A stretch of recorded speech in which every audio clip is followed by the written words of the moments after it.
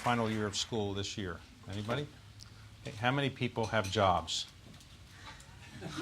How many people brought their resumes? Okay. How many people wish they listened to their mother and go into medical school? Anybody? Anybody? Okay. Okay. The reason I was invited to speak today is two reasons. One, to show you that there are business people in Washington, D.C. I think I'm the only business person here. Everybody else is running the country or helping to make the world a better place. I'd like to think business people do that to some extent, but there aren't as many business people here as the people you're going to see. And secondly, I am the least prominent person you're going to see in this program. Everybody else here has done things much more than I have. And the reason I think they asked me to speak is because my record of getting to where I am is a lesson in persistence a bit. And it shows you that no matter what you do in life, you're probably going to have some failures, and so don't give up. And let me explain what I mean. I was interested not in being a business person. My goal in life was to really work at the White House, be a policy advisor, work in politics, and practice law. And I tried all those three things, and let me describe what happened. When I started practicing law, after a few years in New York,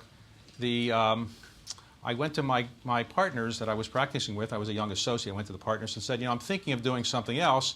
Do you have any ideas? And they said, well, just let us know when you're going to leave. Nobody seemed to care that I was thinking of leaving. When I told all my clients I was thinking of leaving, none of them seemed to care. So I got the sense that maybe I wasn't a great lawyer. And in truth, nobody cared. When I left the firm, nobody really mattered. Nobody cared. So I got the sense that maybe my ambition to be a great lawyer wasn't really there and didn't deserve to be there. And then I decided I'd get into politics. So I joined a campaign of a man running for President of the United States in 1976. His name was Birch Bayh. And I was convinced he'd be President of the United States. He dropped out after about a month after I joined the campaign.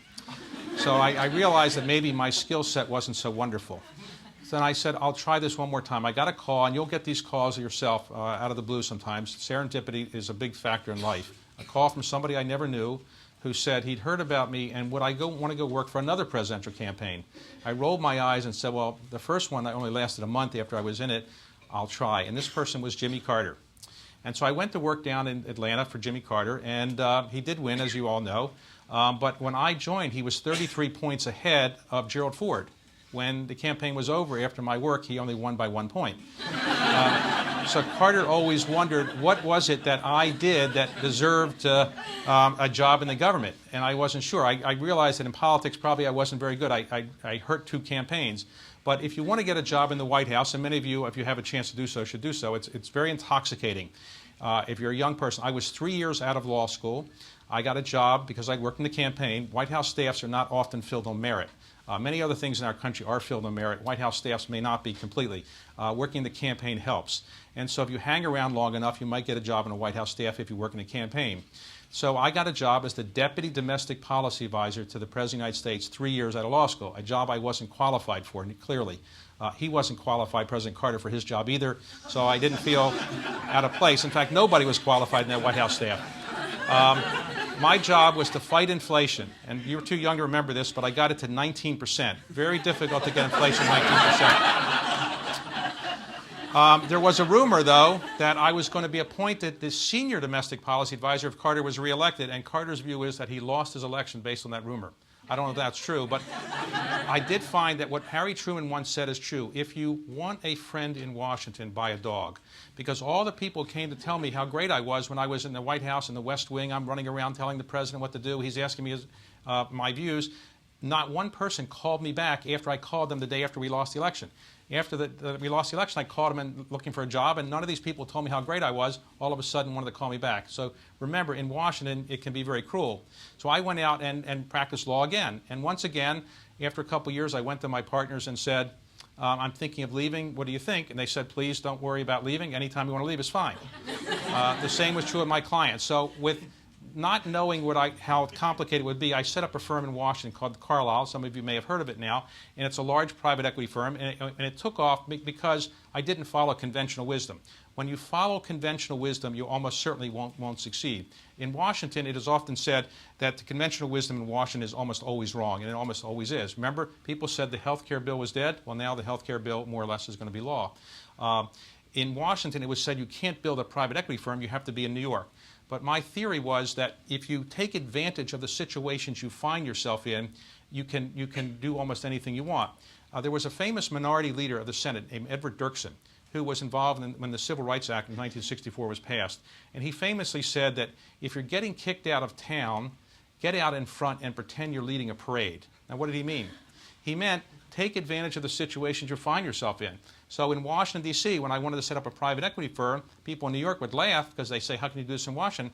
I said, well, we understand companies that are affected by the U.S. government better than anybody else.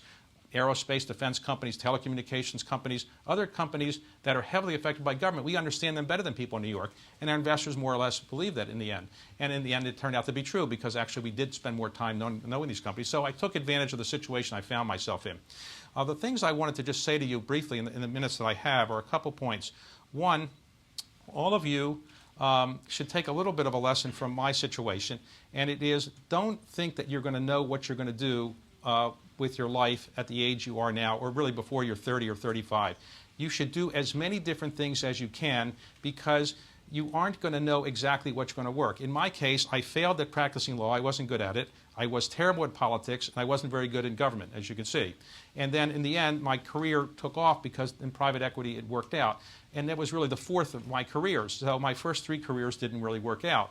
So all of you should not think if you don't have a job right now or you don't know what you're going to do, don't worry about it. The only people really concerned about are your parents probably. They're worried that you're not going to succeed. But it doesn't make a difference. What you do before the age of 30, in my view, doesn't really make that much difference because what you should do is try many different things. What you should do is what you want to do. My mother was determined that I'd be a dentist. Her view was that was the greatest thing that life's calling. It didn't have no emergency hours and nice income and so forth, and you can call yourself a doctor. I didn't want to be a dentist. I said, suppose I get arthritis in my fingers, what's going to happen? My career could fall apart. So I just didn't want that. And so do what you want to do and not what your parents want you to do. So you really, and you succeed at anything in life if you really love it.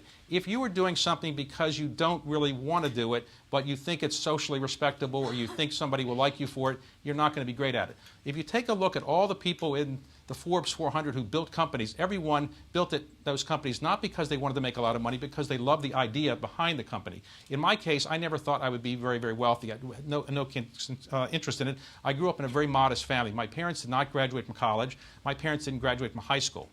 I was an only child, very kind of a narrow upbringing in Baltimore, which was socially isolated because all the people who were Jewish had to live in a certain area. Jews could not buy homes in any other place in Baltimore except in a narrow area. And so I didn't really know much about money, didn't aspire to make it. When I started Carlyle, making money really wasn't the big deal. I was just interested in building something and having something that I could say I created on my own. And so in all of your careers, what you should do is focus on something that you really love and that you want to do, and don't worry about the money, don't worry about what people think about it, don't worry what your parents think. Do something you really love. Now, a second point I'd like to convey is this. All of you got here today because you did something impressive in your careers already or your lives already, and so you won a fellowship, and a lot of people wanted these fellowships, and you're very privileged to get them. In my case, I would not have been qualified to get one of these fellowships. I wasn't that distinguished, so I would not have been qualified. And the truth is, I look at the people that you're going to be seeing today and you saw last night, very few of them at your stage in their lives would have qualified for these things either. So the point, though, is that many of these people you're going to see today have accomplished a lot in their life. But they weren't all that distinguished at your period in life. So what happened? Well, what happens very often in life is if you regard your life and divide it into three parts. The first third is probably when you're growing up and you're getting educated and you're getting your degrees and so forth. The second third is where you really more or less master your career, master your craft, and really build something. And the third is where you have an opportunity to kind of live the fruits, the benefits of what you've created. It might be wealth, it might be social entrepreneurial kinds of activities, it might be reputation, it might be other things. But if you look at the first third of your life, all of you are winners in the first third of your life. Maybe some of you have overcome some difficulties, but you've won this award and you've been recognized for what you've done. But very often, the people who win the first third of the life don't win the second third and third third of life. Most of the people that you're going to see today did not win the first third of their lives. they would not have been qualified for the award that you're getting and you've already received. And the reason for that is that very often, if you get these great awards as a young person, you can coast on your laurels. You can just rest the rest of your life and say, well, I got into Harvard, I went to Harvard Business School, I went to Kennedy School, I went to NYU, I won a Reynolds Fellowship, and all of a sudden you can coast. And the energy and the drive that took it for you to get these awards, you kind of lose it. Now, there's an American Academy Achievement that Wayne Reynolds put together, that some of you are familiar. His father started it, and some of you may have heard of it. It awards people various types of awards for what they have achieved as a young person, and then there is what I call the senior division for people later in life.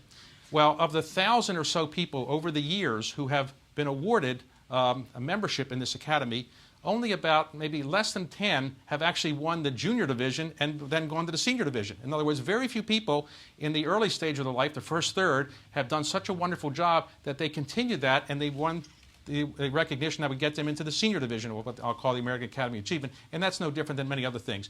Many of the people that you might read about in other distinguished areas of life, and many of the people you're going to see today, are not people who won the first third of their lives. So you have a burden, having won the first third of your lives. The burden is to fulfill the ambition and the expectations that people have for you. It'd be very easy for you the rest of your life to just say, well, I won all these fellowships, I went to Harvard, I went to NYU, I did other things, and just coast on that. And I'm saying life won't be terrible if you do that, but you'll enjoy life much more if you actually work as hard the second third of your life and the third third of your life as you did in the first third.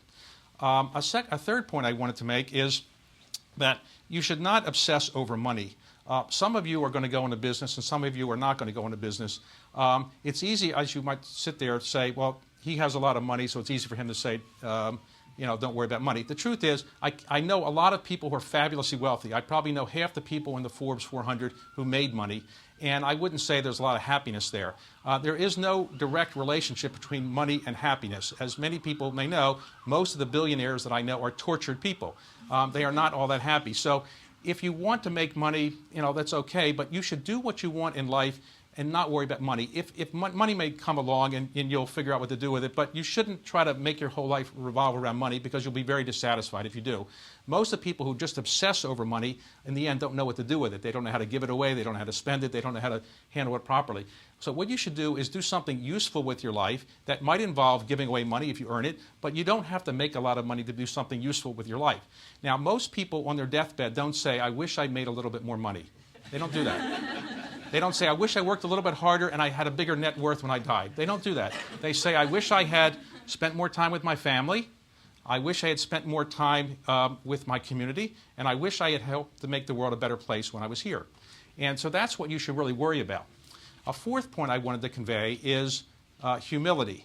I think one of the best ways to get through life is to not show arrogance. That isn't very true in Washington, D.C. generally. There's a high degree of arrogance.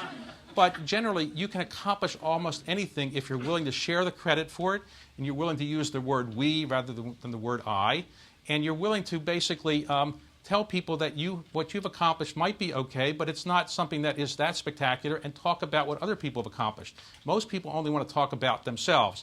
The key to life is listening to what other people want to talk about, and when you engage in conversations, you want to get people to do things, listen to what they want to do, and that's the last point I want to get to. It's the way to be a leader. Now, you're going to meet a lot of leaders today, and everybody has a different formula for how to be a leader, and there's no one perfect formula. People study leadership all the time, but it's very difficult to really teach it. Just one lesson I would try to give you to think about, and that's this. There was a very famous book written in 1958 or 59 called The Power of the Presidency, or Presidential Power, written by a man named Richard Neustadt. And what he said was, the President of the United States actually has very little power. He only has the power to persuade other people to do something.